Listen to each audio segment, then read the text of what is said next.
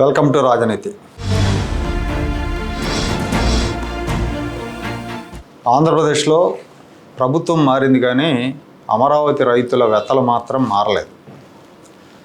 జగన్మోహన్ రెడ్డి ముఖ్యమంత్రిగా ఉన్న 5 ఏళ్ళు రాజధానిని పాడుపెట్టారు. రాజధాని పనులు ఎక్కడికక్కడ ఆపేశారు. 3 రాజధానుల పేరుతో అమరావతిని పడుకోబెట్టారు. అమరావతిని శ్మశానం అన్నారు.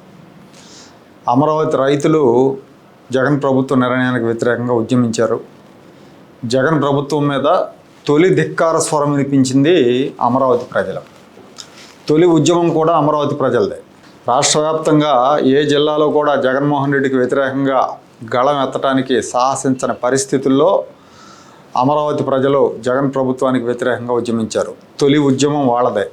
దాడులు ఎదుర్కొన్నారు. పోలీసులు మహిళలను బూటుకాళ్లతో తన్నారు, కేసులు పెట్టారు, అర్ధరాత్రులు ఇళ్ల మీద పడ్డారు. మనస్తాపంతో కొందరు, ఆర్థికపరమైన సమస్యలతో కొందరు చనిపోయారు కూడా. వాళ్ళ కన్నీరు, వాళ్ళ ఉసురు తగిలి జగన్మోహన్ రెడ్డి పాతాళానికి పడిపోయాడు. కూటమి ప్రభుత్వం వచ్చిన తర్వాత కష్టాలు తీరతాయి అనుకున్నారు, కానీ అనుకున్నంతగా పనులు జరగట్లేదు. కష్టాలు కూడా తీరట్లేదు.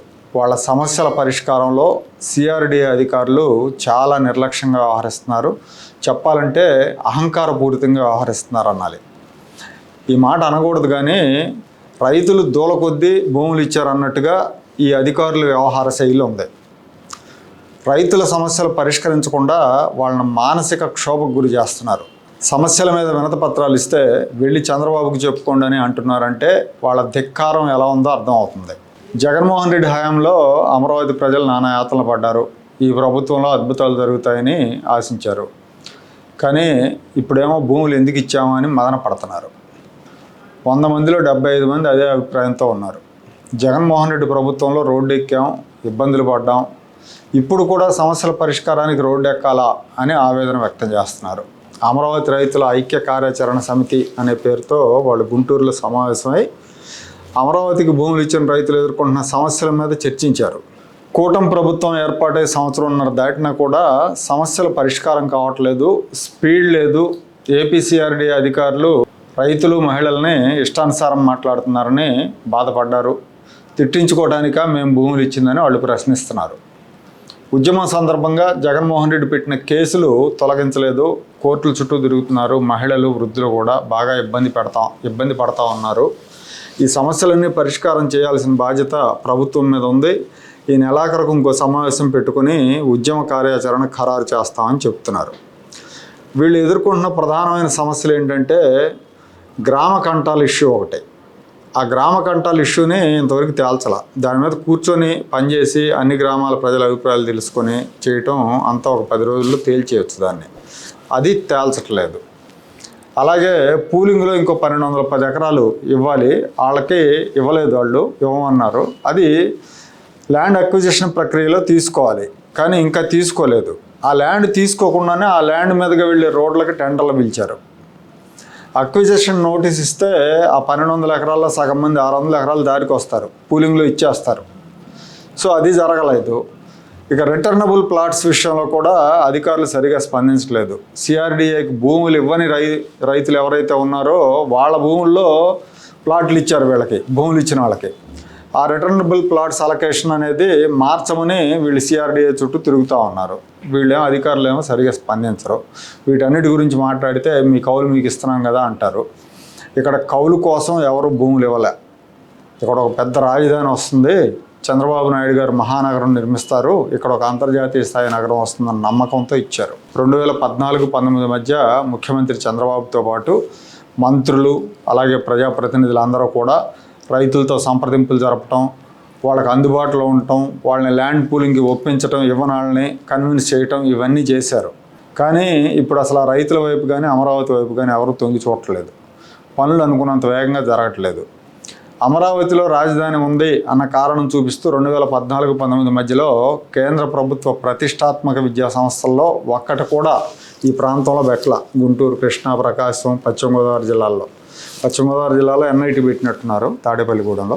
అలాగే ఇక్కడ రాజధాని ఉంది కాబట్టి రైల్వే జోన్ విశాఖపట్నానికి ఇస్తామని విశాఖపట్నం తీసుకెళ్లారు. ఐఐఎం, ఐఐటి, సెంట్రల్ యూనివర్సిటీ లాంటి ప్రతిష్టాత్మక సంస్థలన్నీ కూడా వేరు జిల్లాల్లో పెట్టారు. జగన్మోహన్ రెడ్డి వచ్చేసి అస్తూచి అమరావతి లేదన్నాడు. ఆ రకంగా ఈ ప్రాంతం నష్టపోయింది. ఈ ప్రభుత్వం వచ్చాక ప్రయారిటీ ఇస్తుంది అనుకున్నారు, కానీ ఆ సూచనలు ఏం కనపట్ల. రాష్ట్రానికి వచ్చే పెట్టుబడులు, ఐటీ కంపెనీలు అన్నీ కూడా వేరు వేరు చోట్ల పెట్టేస్తున్నారు. అమరావతికి క్వాంటమ్ వ్యాలీ తీసుకొస్తాం అంటున్నారు. కానీ ఆ క్వాంటమ్ వ్యాలీ వల్ల రాబోయే 10 ఏళ్లలో 10,000 ఉద్యోగాలు కూడా రావు అని నిపుణులు చెప్తున్నారు. మరి దీని గురించి క్లారిటీ ఇవ్వాల్సిన బాధ్యత కూడా ప్రభుత్వం మీద ఉంది.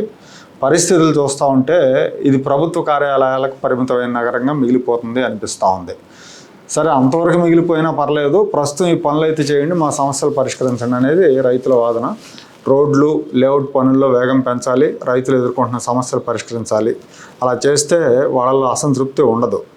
రైతులతో సరైన కమ్యూనికేషన్ లేదు. గవర్నమెంట్ వైపు నుంచి అధికారులు, లేదంటే మున్సిపల్ మంత్రి, లేదంటే స్థానిక ఎమ్మెల్యేనో ఎంపీనో వీళ్ళందరూ కూడా మాట్లాడుతూ ఉంటే పెద్ద అసంతృప్తి ఉండదు. ఈ విషయంలో ప్రభుత్వం చొరవ తీసుకోవాలి. అధికారులకి ఎలాగో అంకిత భావం తక్కువగా ఉంటుంది. వాళ్ళకి అమరావతి ఇటుపోతే మాకేంటి మా జీతాలు వస్తాయి అనుకుంటారు, ఏ పార్టీ అధికారులు ఉంటే మాకేంటి మా జీతాలు వస్తాయి అనుకుంటారు. కాబట్టి అధికారుల మీద బాధ్యత మోపకుండా అధికారంలో ఉన్న నాయకులు చొరవ తీసుకుంటే బాగుంటుంది. పైగా అమరావతి ఉద్యమ సంఘాల్లో 300 మంది తెలుగుదేశం పార్టీ సానుభూతి పరులే ఉన్నారు. వాళ్ళతో కనీసం కలవటానికి కూడా ఇష్టపడకపోవడం అనేది మంచి పద్ధతి కాదు.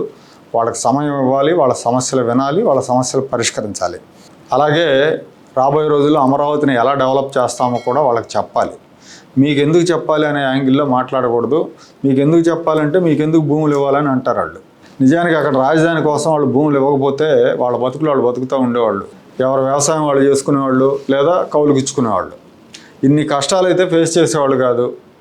కేసులు పెట్టించుకోవటాలు, తన్నిచ్చుకోవటాలు, బూతులు తిట్టించుకోవటాలు ఇవన్నీ ఉండేవి కాదు. మానసిక వేదన ఉండేది కాదు. కేవలం చంద్రబాబు నాయుడు గారిని నమ్మి భూములు ఇచ్చారు. ఆయన హైదరాబాద్ని డెవలప్ చేసిన తీరు చూసి ఆయన నమ్మారు. ఇంకో నాయకుడికి అయితే ఆ రకంగా ఎవరో నమ్మరు కూడా. ఇంకో ప్రాంతంలో అయితే 40,000 ఎకరాలు మొత్తంగా రైతులు ఇవ్వరు కూడా. అది కూడా ఖచ్చితంగా చెప్పొచ్చు. ఇప్పటికి 10 ఏళ్ళు అయిపోయింది, చెప్పుకోదగ్గ పురోగతి లేదు. మధ్యలో జగన్మోహన్ రెడ్డి 5 ఏళ్ళు దెబ్బేశాడు. మళ్ళీ వస్తే ఖచ్చితంగా మళ్ళీ పాడు పెడతాడు, అందులో నో డౌట్. కనీసం ఆ భయానికైనా పనుల్లో వేగం ఉండాలి. ఇలా వదిలేస్తే రైతులు రేపు రోడ్డు ఎక్కితే అది ప్రభుత్వానికి అప్రతిష్ట అవుతుంది.